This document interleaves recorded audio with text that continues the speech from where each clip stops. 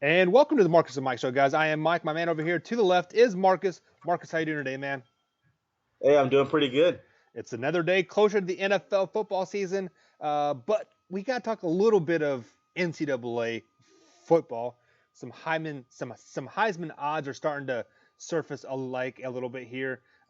Some of the front runners are starting to like emerge like a little bit here early in the season. You obviously have Tua from Yeah. Alabama, Trevor Lawrence from Clemson, Jalen Hurts transferred from Alabama to Oklahoma, and then Justin Fields to round out the top four. Um, there were 10 players listed like in this. The other couple here are Adrian Martinez, Yeah. quarterback from Nebraska, Jake Fromm, quarterback from Georgia, the Texas quarterback Sam Ehlinger, uh, DeAndre Swift, the running back from Georgia, Travis Eaton, running back from Clemson, and then Jonathan Taylor, the running back from Wisconsin. Out of those 10 players, who do you foresee winning the Heisman Trophy this season? That's a pretty good list. Out of those running backs, I see Taylor from Wisconsin emerging as the best running back. Out of those running backs, it's interesting. I don't think they didn't even mention on that list is Justin Abear, um, from the quarterback of Oregon, who's going to be who's a heck of a player there, 6'6", 220 pounds, big kid. Yep. Um, Man, Sam Ellinger, I think has a really good shot at it from UT, and it's going to be That's your interesting to boy. see how. Yeah, it's going to be interesting to see how Tua Tagovailoa, quarterback Alabama, how he bounces back from that butt kicking he got. See how the whole Alabama team responds, and see how Tua responds from Clemson kicking his butt. About what 7 months ago or 8 months ago, however long. Man, football season is just too long, man. Whoever complains about the football season, shut up, man. No, seriously, like it's like 4 months, man. There's like 8 months of no football, man. It's just It's you horrible. go through it. Yeah, you go through withdrawals. You're like, Yeah. oh God, man, when is this? It's like, man, especially college football, when college football ends, man, it's like Yeah. 8 months. Right. Nine. It's like no, it's like 9 months because end of August. Yeah. Man, you could have Me like and my wife make queso every Sunday morning for the NFL season, and yeah, like our cheese shelf is getting pretty high with all that Velveeta getting ready to get right. eaten. It needs to roll around faster. Yeah, I mean, it only lasts. I tell people all the time, it only lasts 4 months, and it'll last five if your team, is fortunate enough to make the playoffs. It'll last 4.5 if they make a playoff game. I mean, that's pretty cool. But it's usually 4 months, man. It's short and sweet, man. But listen, those names are pretty good. I can't wait. I can't wait to see how Trevor Lawrence is in his sophomore year. See if he has a sophomore slump or see if he's even better. Clemson quarterback. I think he'll be pretty good. Man, I hate to be a homer. I like Sam Ellinger. Listen, there's another couple of names on that you didn't mention on that list, but it's not your fault. It's just what they didn't mention. There's a little tiny quarterback named King. For the Houston quarterback, King. He's a heck of a quarterback, man. Kellen Mond at A&M. Um, I think it's like, yeah. I don't know why I'm forgetting his first name. The Houston quarterback King, like Drew King or something like that. But man, he's a heck of a talent too at quarterback. I don't know if I don't think he'll play quarterback at the next level. I think he'd play more wide receiver. But that's he's still a quarterback in college, and he's a really good quarterback in college. Um, yeah, it's hard to pick a front runner now. I like all the names you just mentioned, but if I had to pick one, gun to my head, I probably would pick Sam Ellinger. Man, you're talking about a dual threat who's almost like a running back. He's a tank, and plus he's got an arm. If he gets a little bit better with downhill throws and a little more accuracy with his arm, he could be the best quarterback in college football, right there with Tua and Abear and Lawrence from Clemson. So this is going to be fun to watch. I can't wait to watch it. We'll talk more about it as the season gets closer. But if I had to put gun to my head, I probably would go either probably Clemson quarterback Lawrence, or I'd go Sam Ellinger from Texas. But Taylor has a good shot from the Wisconsin, the former Doak Walker Award winner from last year. He's a heck of a running back too. He's got an outside shot as well. Yeah, the only thing I see with this list is the running backs nowadays really don't get as much love as they should. Since we are since the college is kind of expanding that spread offense and throwing the ball around. But if a Right. running back were to win it, the guy you just mentioned, Jonathan Taylor from Wisconsin, does have the best shot because Wisconsin still kind of runs the ball Right. more Yep. than these other teams that we kind of mentioned up here. Just to add to your point here, Trevor Lawrence has never lost a football game in his whole life, dating Yeah. back to when he was like 6 years old. They did a big piece on that before the national championship game last year. So if he goes undefeated this year again, I don't see any reason why a sophomore Trevor Lawrence should not win the Heisman Trophy. The only thing I could see is maybe if Jalen Hurt from Oklahoma just explodes, because Oklahoma seems to be Yeah. Heisman Oklahoma seems to be Heisman U as of late. With Kyler from for the Arizona Cardinals and Yeah. Baker, Kyler Murray. yeah, Yeah. and then Yeah. Baker. Baker now for the Browns. So if they were to three-peat as quarterback, Man. that would be something special. So I mean, they're obviously doing something right to and just a name like an Oklahoma quarterback kind of just like stands out because Oklahoma's been a staple in college football for so long. Like when you say college or NCAA football, you think of probably 5 teams here. You think of Nebraska, Florida State, Alabama, LSU, and then in Oklahoma. So definitely see. No, yeah. I didn't even mention Jalen Hurts. I mean, I don't think he's, I don't think he's not the same talent as, Baker and Kyler. I don't, I'm a hate OU fan, so so I hope they struggle. I don't think he'll do as good. But man, he's another one though, man. If Oklahoma wins the Big 12, and he's part of the reason why, he'll be right there, up for the Heisman. But we'll see. And then like a name I mentioned earlier, I can't wait to see how Justin Herbert is as well. I mean, the quarterback of Oregon. I think he's a really good football player. He could be in that line for number 1 pick in the draft. So would Lawrence, quarterback out of Clemson, but he's only going to be a sophomore. Right. That's another one where they should, there should be a committee and they should petition Lawrence should be able to petition college football. There's very few of these guys and say, hey, I don't really need to come back for my junior year. I'm 6'6", 230 pounds, and I'll be just coming back for my junior year, maybe to get hurt. I need to enter the NFL draft. So, yeah. Oh, so like I kind of just want to throw this out here. So I mean, he started as a true freshman this past season, and he's going into a sophomore. Well, he'd be like 19, 20 years old, maybe just depending on when his birthday falls. Would you think he does a Nick Bosa and sits out his junior year and just gets ready for the NFL draft? That's possible. I'd have to know the man and his family. He's already a weird situation to me now because if he would have come out in this year's draft, he'd have been a top 10 pick probably. He would have been the first quarterback, I think, off the draft. Yeah, and the fact that he turned that down tells me his family's not destitute. So and I hope he's playing this year with a life insurance policy just in case right. He tears his Achilles, or that's so young to tear your Achilles, or gets a knee blown out, or and it's never the same, or something, or gets concussions. What if he gets like 3 concussions in a row? Right. I don't care how much money your parents make, you're coming out. Yeah. Like it wouldn't matter to me. I mean, I'm not destitute. If my son was the number 1 pick, like, I mean, I don't care if I was, if I had $10 million in the bank. I mean, especially, you got to make that decision as a man. Like, you can always go back to college, and you have to start your career. And, I don't understand. Even if, okay, let's just say I'm Herbert. Even if my parents were like, no, honey, we have $20 million in your trust fund. I mean, I'm still going to come out and make my own money, man. I just wouldn't go back to college. I wouldn't risk the injury. This is generational changing. I wouldn't risk the injury at all. And if I was already mentally and physically ready, I would have come. I don't get how he stays in school. Yeah. Especially if you're going to be a first-round pick, that's guaranteed money. But listen, I hope the kid, he's going to graduate from college. I hope everything works out for him. I hope he doesn't get any concussions or blow out a knee. So I hope he's good. Actually, what was your question?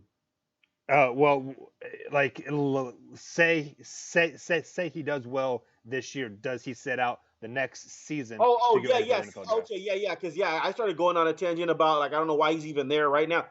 Um, you're He's talking about like he's there right now because he has to be because he's a okay, yeah, true sophomore. right. Okay, no, Yeah, we're talking. Okay, I'm sorry, we're talking Lawrence. We're talking Trevor Lawrence. Lawrence.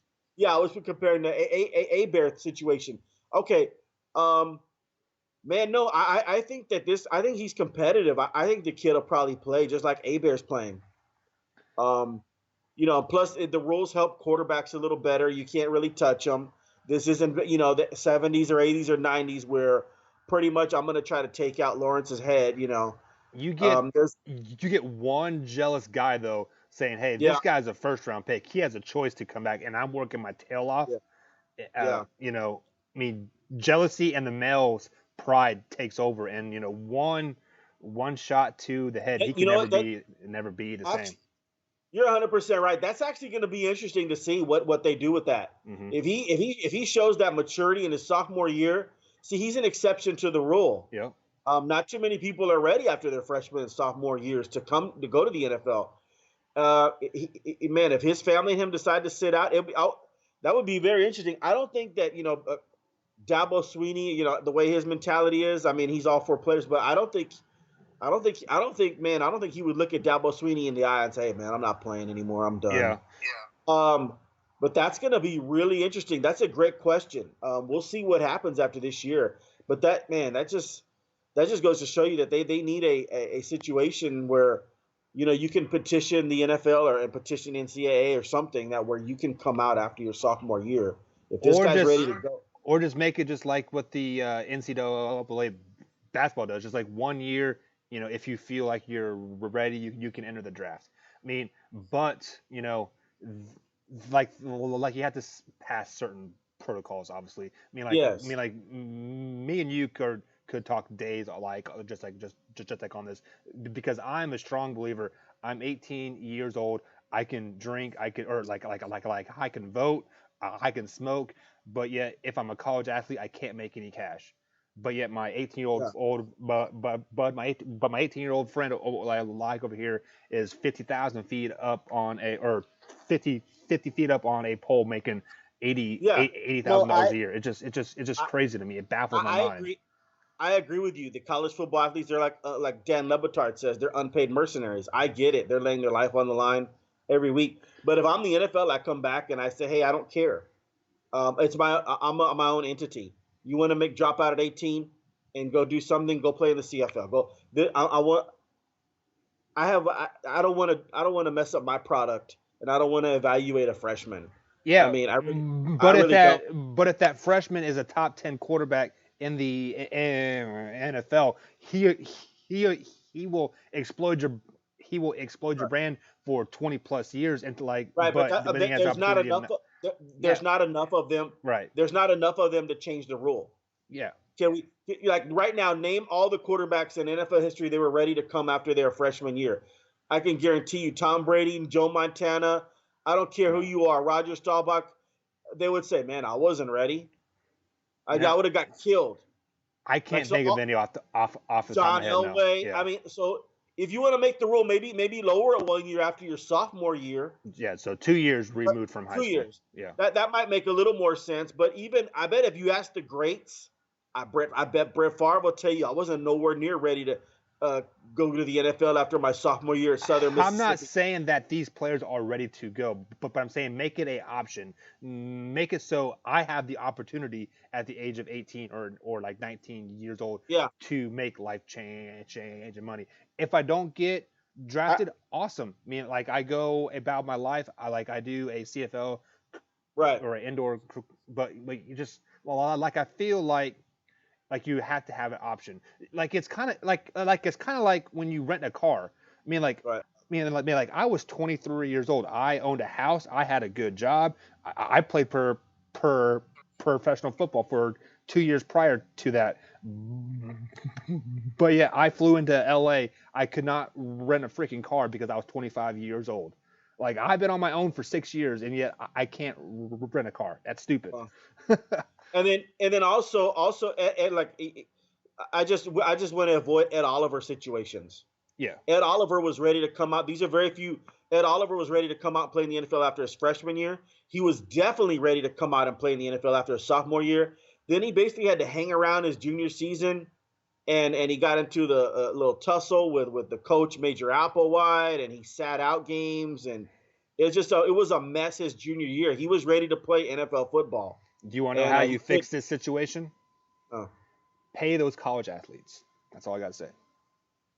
Yeah, but you're not going to pay them enough where they'd forego the like Ed Oliver's a $1 million man. I mean, no, but yeah, you're right though. They should pay him. Yeah, obviously. But like Ed Oliver, man, like he should have come out after his sophomore year. There's no reason at all that he should have stayed for his junior season. He's one of those rare exceptions. Yeah, you are 100% right. But if they would just pay these athletes, like LSU, that they put $12 million into a locker room, they could have split $8 million of that like among the 100 kids that are on a team. Yeah. Would have been a little bit more easier situation. It would keep me, if after my freshman year I'm Trevor Lawrence, I'm ready for the NFL. Yeah. I'm not going to sit out my sophomore year. I'm going to bring you a couple more $1 million because I'm going to win another national championship. Right. And then like $8 million. How much did you say it was? 12. I think the Honey Badger donated like $12.3 million or something like that. I think he just donated $1 million, but yeah. That's awesome still. Yeah. But let's just say it's $8 million. How about we make the facility $7 million and then divvy up $1 million to my 85 players? Right. I mean, I'm happy with $10,000 to play, shit. Yeah, I mean, dude, that's pretty cool stuff. You know what rule I cannot stand, and we'll quickly get off this, but this is what's stupid. You ready for this one? I'm ready. You're a coach like Dabo Swinney, you make $8 million a year. If we show up in a town and there's Applebee's, right? Dabo Swinney can't fork out $2,000 to feed the kids, to feed his team. Yep. It'll be an NCAA violation. They'd have to forfeit the game. I actually got in trouble like with that for my high school kids. After the season, I took my linebackers out to go get some ice cream, and we got in trouble for that. That makes no sense. Yep. Like there's probably at a Dabo Swinney's team, there's probably 60 of them that are hardship cases, man, that their parents can't travel to the games. They're destitute, and there's nothing wrong with that. I mean, you know what I mean? Like, but why can't he pay for like 60 of their meals? And there's like 25 of his kids that go, no sweat, coach, man. My parents make, I'm good. I got like $500 on me now. I can pay for my meal, coach. Yeah. Like you know what I mean? But there's about 60 of them. I'd say about 75% of them that can't. So why can't Dabo Swinney pay for their meal? That's dumb. I mean, that is the stupidest thing I've ever heard. You know what I mean? That just bothers me. Yeah, you're 100% correct on that. So let's go ahead and shift gears 100%. We're jumping from players that are playing for free, or we should say for free in air quotes. Right. Moving on to the professional ranks here. And we talked to Patriots. We talked to Buffalo Bills. We talked to Miami Dolphins. And let's round out the worst division in football with quite possibly the worst team in NFL football, the New York Jets. They had a pretty eventful offseason. They got Le'Veon Bell. Okay, awesome. Who else do they have? Ty Montgomery and Sam Darnold. That's pretty much the only players I can name on the team that has professional experience. Do you agree with that? No, I mean, no. I think the Jets are much improved. I think Miami's the worst team in that division. Oh, I think the Jets will be. Yeah, I think the Jets will be pretty good. I can't wait to see Quinnen Williams. He remains unsigned. Their first round draft pick out of Alabama. He's a pretty good offensive lineman. Defensive lineman. I think Sam Darnold's a big time talent now. I think but he does not have any weapons around him besides Le'Veon Bell. And I think Le'Veon Bell is going to hinder his growth because they're going to rely on Le'Veon Bell so much to hand the ball and just to pass out of the backfield that we will not get to see the true Sam Darnold this season. Yeah, I like Robbie Anderson as a receiver. Listen, Le'Veon Bell's a hell of a talent.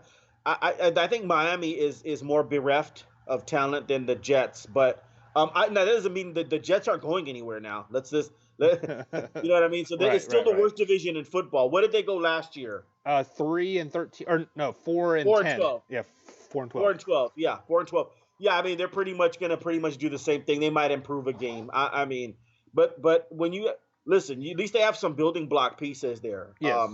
So yeah, I Sam mean, so does my Darnold is a solid piece they can build around. so Yes. so, so I think yeah, so is Rosen for Miami. But so I mean, that's what that's what's gonna put butts in the seats because if for these teams, even though they know they're not gonna be above 500, at Hmm. least they've got their quarterbacks of the future in place. They hope. Yeah. And they do have Le'Veon Bell that has Yeah, I two mean, girlfriends in New York, or is it three now? he said he left his girlfriends. At, he left his two women. This is funny. They asked him, "Can you imagine? Man, can you imagine being the GM?" And they say, "Le'Veon." He said, "Le'Veon, what happened?" He goes, "I don't know, man. When I left them, they were butt ass naked. I had to even get to practice. They were both naked, and he didn't even know them that well, but he had to get to practice. Yeah. I've never had that problem. If you guys missed our podcast, Le'Veon Bell was robbed by these two g- girlfriends Right? because he had to go to NFL practice. Like I believe it was like one of his first practices with the New York Jets as well. But let's go Hey, ahead. hey, Go ahead. hey, yeah. You ever seen the movie Risky Business? I have It's probably not. was before. It's funny. No, it's Tom Cruise, and he left the prostitute at home while he went to school Okay. because he had to hurry up and get to school, right? And so he's Oh. like, man, he goes, look, I'll see you. I'll be back like at 4 o'clock. And she's like, bye, Joel. That's his name, Joel. He comes back home, right? All his stuff's gone. You know what I mean? Like, Man, and that's his parents were out of town. So basically, Le'Veon Bell's dumb self just did a Tom Cruise when he was 18. He right. left his house. Girls. He said he told the general manager, "I left them. They were naked. I don't know." And then I guess they took all his stuff. That's just ridiculous. Man, But let's go ahead and just move past that a little bit. Keep it okay, PG-13, I guess. But who right? really cares? Week one, we have the New York Jets playing the Bills. We both have the Bills winning this game. So moving on Yeah. to week two, they're still at home taking on the Cleveland Browns. Who do you got winning this game? Oh my God. I think Cleveland's the real deal this year. We'll go over that. I know I keep saying that. I don't even know what I have Cleveland as their record, but man, this is an absolute brutal schedule for the Jets in their first like 7 weeks. Yep. I'm gonna go ahead and I know this might sound crazy. My God, am I gonna do this? Don't do it. I'm gonna give them the win, Oh, Cleveland. Yeah, they'll be 1-1 after 2 weeks, and in front of they gotta throw the fans a bone here. Even though Cleveland's more talented, I think they get it done. Like as we talked about before, man, this is the NFL. Anything can happen. People, they listen. They have good coaches too. So I mean, we'll see what happens here. so I'll go. Yeah, I'll give so them the win versus you had Cleveland. the Jets beating the Cleveland Browns week two. Right. Yes. Okay. Let me go ahead and fix that. I thought you were going the other way. I have the Browns winning this game. I don't think the Jets are going to be very good this week. Coming off a kind of a sadding loss versus like the Bills. Looking Yeah. at week three, luckily they got a bye in week four. We both have them losing to the Patriots in week Yeah. three, but then they Yeah. play Philly, Dallas, New England again, Jacksonville. Man, this Yeah. is This is brutal. this is tough. So week five, I have them Philadelphia losing Eagles. I have them losing to the Eagles, Dallas, Philly, and Jacksonville 4 in a row. Oh man, let me go highlight the Eagles, the Cowboys. You actually Yeah. had them beating the Patriots in that week. What is that? Week Oh, seven okay. I'm sorry. matchup. Yeah. I'm sorry. You know what I was thinking? That's at home, right? Yes. Okay. Okay. They're winning at home. They're losing the road game. I thought that was the road game for New England. Yeah. So I've got them losing to the Eagles. Yeah, it's weird. They play the Patriots 2 times in a month. Yeah. Which I do not like when the NFL Yeah. does that. There are several teams that play the same team Yes. twice in a 3 week span, or like even a 4 week span. I mean Yes. that's That's kind yeah of weird. yeah, Yeah. and especially for the Jets that you think they're going to be much improved, they have an opportunity. If this Patriots game was pushed back more in the year, Right. this might be must see TV if they're both, Right. 7-8 going into week 17. But just to confirm here, you got Buffalo winning week one, had them losing to Cleveland, losing at the Patriots. They go into bye week, a very early bye week 4, and then losing at Eagles, losing to the Cowboys, and then what is that? That is week 7, beating the Patriots, and then going to Jacksonville, losing Jacksonville, and we both Right. have them losing to Miami as well, getting us up to week 11. It looks like versus the New York Football Giants. They're beating the Giants. The Giants are absolutely horrific. Yeah. The Giants are right there with Miami, one of the worst teams in football. I have the Jets winning the Battle of New York there, and beating the Giants there. Yeah, I have them beating the Giants as well after a 1-7 start on my side, 1-6 or 2-6 start on like your side. They are bound to sneak out a win there. That one I was going back and forth because I mean like the only reason why I'm giving it this game is because they are at home. So moving on to the next week, they're traveling to Washington Redskins, a pretty depleted Washington Redskins team. Yeah. Man, it'll either be Haskins or Keenum starting it, like we talked about last week. I don't think Alex Smith will be ready to go. I misspoke on that a couple of days ago. Yeah, he's still got pins in his legs, so that I just don't see him playing this year. Probably not. If he doesn't play, it won't be till late December. I mean, he could be ready this time, but it'll probably be Dwayne Haskins or Case Keenum. I have the Redskins winning this game at home. Okay, I actually had them losing just because of that fact. They will have a rookie quarterback going into starting the month of November, and Right. and this is where the Jets kind of start getting a little bit of traction. They played all these playoff teams the first 8 or 9 weeks of the season. Now it's starting to get a little bit easier. They're going to start rolling a little bit more, but I have them losing to Washington Redskins that week. Next week they're back home at Oakland. Taking on the Raiders. Who do you got? Is it at Oakland or is it in New York? It is in New York. Okay, I'll take the Jets then. That would sway me. I think Oakland's going to be much improved as well, but I'll take the Jets here at home.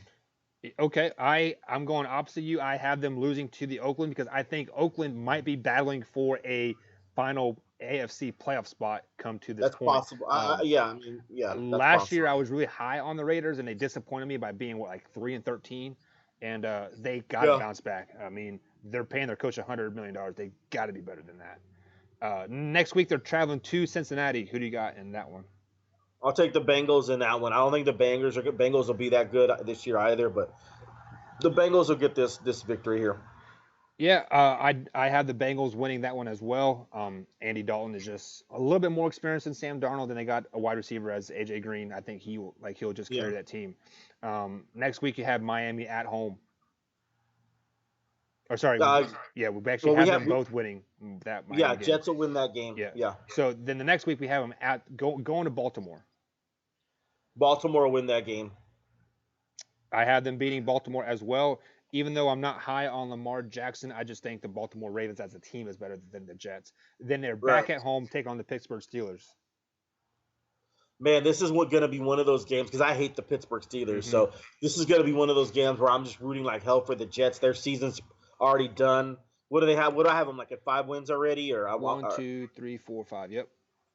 Yeah, this is one of those where I'm going to be praying by some miracle the Jets win this game. You know what? I'll take the Jets, man. Okay. So you got them. I'll take the Jets. You got them going 6-10 because you already have them losing to Buffalo last week. So lose that. So that's 6-10. That is what is that? That's an improvement of 2 games. Right. I knew they'd improve. Yeah. I actually have them going worse. So this Pittsburgh game to me is a little. It's a little toss up. I haven't fully looked at the Pittsburgh Steelers schedule yet, but they should have their division locked up by this point. So it depends on if they're playing everybody or if they're starting to rest. But I do have the Steelers winning this game because people are speaking highly of the Browns. I think it's going to come down to the last 3 or 4 weeks. So the Steelers are going to be playing for the division at that point in time. So I have the Jets going 3-13, down a game from last year, but they'll be improved because of Le'Veon Bell. I hope the addition of Le'Veon Bell does not hinder the growth of Sam Darnold. Yeah, no, I don't think he will either. I think he's going to enhance the growth because you got Le'Veon Bell is a great talent. he's a dual threat. I mean, you're talking about he's almost like a receiver playing running back. Right. I mean, so no, he's going to help Sam Darnold out tremendously. I think that was a great signing by the New York Jets. It's just it was just a money grab too by Le'Veon Bell. I mean, he just wanted to get paid. He wasn't looking to win or anything like that, because otherwise he wouldn't have signed with the Jets. But hey, if Le'Veon Bell's bought into Adam Gase system and everything, I think it's a big. If I'm Sam Darnold, I'm very happy because I've got a warrior behind me that's gonna tote the rock 20 times and I'm going to throw it to him. I'm going to target him 10 times and I'll probably, I'll throw it to him 6 times. So you're talking about Le'Veon Bell's going to get about 25 touches a game. And I can't wait he looked in great shape. Sometimes these players, they sit out the year and you go, oh my God, he looks like he sat out the year, but Le'Veon Bell did not look like that. And it's going to be interesting to see how they better take it easy with him in training camp a little bit. I'll be honest, because if he goes back and pushes too hard, he could get an injury. People don't realize, and most people do, but some people don't realize, NFL game shape is different, man. You sit out a year, and that is I'm just looking at Jaron Reed suspended 6 games. Wow. Yeah, you sit out a year, and you sit out a game in the NFL, and it's tough. Des Bryant sat out almost a whole year, and then he comes back and he signs with New Orleans and he blows out his Achilles because he hasn't been working out. And then he went from not working out at all to pushing himself too hard. So, I think they should take it easy on Le'Veon Bell if they want him around the whole year, because he didn't play last year. So that's a big deal there. And he will not hinder the growth of Sam Darnold. He's going to enhance it. So yeah, I got them improving a couple of games. It's going to be fun to see. Yeah, just to add to your point there, even at the high school level where like I coach, I mean, like you see kids cramping all the time in that first game, not because it's hot, it's because it's you are not in game shape because you're going 100, you're going 110% every play, not 85% or even so definitely understand what you're talking about there. But just to kind of recap of the games that we picked so far, you had Buffalo going 8-8 on the season. You had Miami going 5-11, Patriots going 9-7, and the Jets going 6-10. You had the Patriots winning that division as a 9-7 record here. Just to reiterate mine, I had Buffalo going 5-11, Miami going 3-13, New England going 11-5, and then the Jets going 3-13. 3-13 as well. So just to kind of hit home that this is the worst division in football with 3-13 records. Yeah, this is probably the worst division in football. I mean, I have the Patriots going 9-7. And they're winning the division at 9-7. The Patriots, I think, take a step back this year. No Gronk. I mean, Brady's going to be 42 years old. That's pretty amazing. I mean, when does his thing run? When does his father time catch up with him? Right. Listen, and it's just to spin on the Jets. I think Miami's the worst team in the division. And look, Miami and the Jets are neck and neck there with the worst team in the division. I just think the Jets have a little more talent. More like Leonard Williams is a Pro Bowl player. I mean, the Jets signed C.J. Mosley from the Ravens in free agency. Remember the top-notch linebacker out of Alabama, former first-round pick. I mean, so they had and then Quinnen Williams, their number 1 overall pick. I can't wait to see how he works with Leonard Williams. Leonard Williams won't be getting so many double teams. I can't. So they're going to struggle obviously this year, the New York Jets. But I just think there's a little bit more talent to work with there than the Dolphins. So I have them a couple of games better. But listen, make no mistake about it. This is one of the worst divisions in football, if not the worst. We'll go through all the divisions and we'll figure out who the worst is. And I think Buffalo's the second best team in the division. So we'll see. But you still had the Patriots going 11-5, their same record even without Gronk. Right. I guess you don't think they're going to win the Super Bowl or anything, or you haven't going to make our Super Bowl picks, but they'll go 11-5 just because they play in a crappy division. Yeah, they have a pretty easy schedule. If you look at, yes, they kind of start off the season rough with Pittsburgh, but then look who they got. They got Miami, they got the Jets, they got Buffalo, at Washington, the Giants, the Jets, the Browns, the Ravens, Philly, the Cowboys, Yeah. Man, they hit that tough little stretch. Yeah, they have a tough stretch. But the first 9 games, they could easily go 9-0. Yeah. With their toughest game being the Browns and the Steelers. Listen, the NFL is an 8-8 league, Yep. so I hate using the term easy schedule. But if you were ever going to apply that term, it would apply to the Patriots schedule. How can the Super Bowl champions have such an easy schedule? Like, that's what I want to know. I mean, like, we could be totally wrong. The Jets and the Dolphins and the Bengals could all be 10-6, and then we look at the schedule now, like, man, they got a pretty tough schedule. They got the Cowboys, the Eagles, the 10-6 Bengals, the 10-6 Jets, the 10-6 Dolphins. You know, I mean, they have 12 of their 16 games with teams above 600 record, but I don't see that happening. When I was in the media a long time ago, well, I'm still in the media a little bit, but when I was totally acclimated in the media, I was like part of it for about 4 years there in the late 90s and early 2000s. I used to talk to Coach Joe Avezzano, the Dallas Cowboys special teams coach, and rest in peace. He passed away a few years ago, but Coach Joe was a hell of a coach. And he used to tell me, he said, Marcus, so sometimes, you know, the going over the schedule is kind of just for fans. Yeah. He said the NFL level, they don't do it except for weather purposes. He says they don't look at it. They don't ever look at it going, well, we'll lose that one. We could win that one. They go into it thinking they're going to win every game. They're going to go 16-0. They're not looking at it like, oh, we got to go to Pittsburgh in November. That's probably a loss. You know what I mean? Like, they never, and that's kind of common sense. They never look at the schedule like that. They look at it for weather to see, you know, oh man, we were traveling to Buffalo in December this year. You know, they're looking at, they look at that stuff a lot more than they do any kind of wins or losses. Which makes sense. And he says, you know why? He says a lot of times in the NFL, the ones you think, oh, that's an easy one, that might be your toughest one. And the ones you think, oh man, that might be a hard game, we end up beating them 30-10. So he said, so it's crazy to look at like the players and coaches. He's speaking basically from the coaching staff. They never really look at it like that. Because sometimes, like you just mentioned, and you're the one that you made a good point. You made me think of it. Sometimes the ones you think might be easy might be the hardest game of the year. So we just don't know till we get into this thing. It's a fluid situation, this NFL. So we'll wait till we get into these games and we'll see who's really hard and what's not. But that's basically more for the fans. Wins and losses. The players go into it thinking, I'm trying to go 16-0. Yeah.